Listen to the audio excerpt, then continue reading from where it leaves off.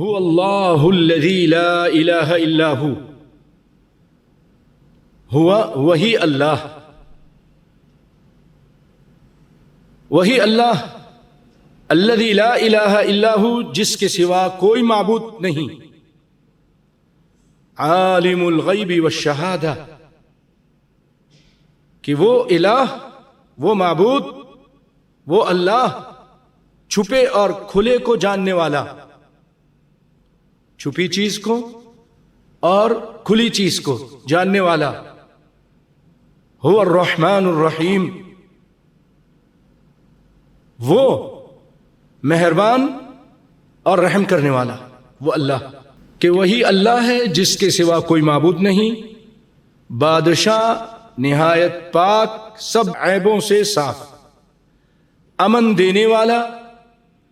نگہبان، مہیمن، نگہبان، العزیز، الجبار، زوراور، اور المتکبر، کے بڑائی والا، اور سبحان اللہ عما یشرکون، پاک ہے اللہ ان چیزوں سے جنہیں یہ اس کا شریک بناتے ہیں۔ اس کے بعد آخری آیت، هو اللہ الخالق البارئ، هو اللہ الخالق البارئ المصور، وہی اللہ ہے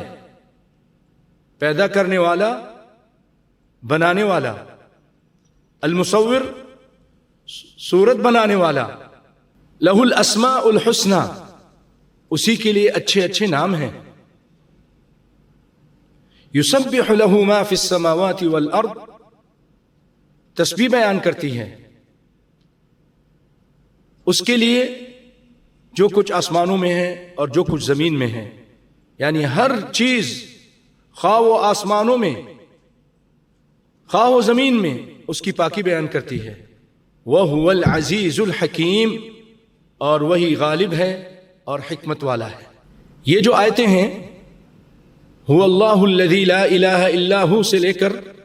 اس میں اللہ کی صفات بیان کی جا رہی ہے۔ آپ نے سنا ایک آیت میں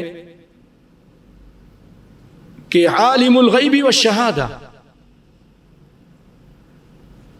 کہ وہ غیب کا جاننے والا اور جو چیز شاہد ہے، حاضر ہے، عیا ہے، کھلی، اس کو بھی جاننے والا۔ اس کا کیا مطلب ہے بھائیوں؟ یہ غیب اور شہادت یہ مخلوق کے اعتبار سے، کہ میرے بندو جو چیز تمہارے لیے غیب ہے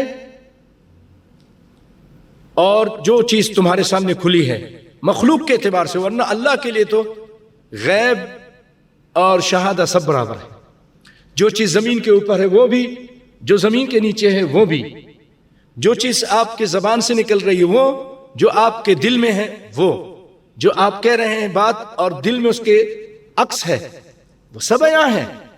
تو یہ ہمارے اعتبار سے